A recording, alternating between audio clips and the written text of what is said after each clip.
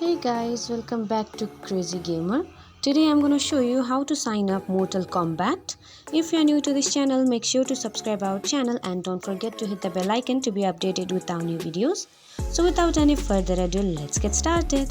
First of all, make sure you have downloaded the right application. After that, open it.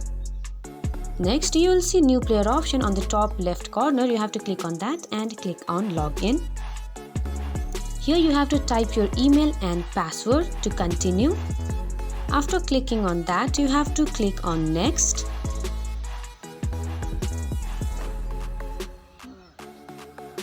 Now here you have to select one of them by reading the instruction and click on next. Now click on create account.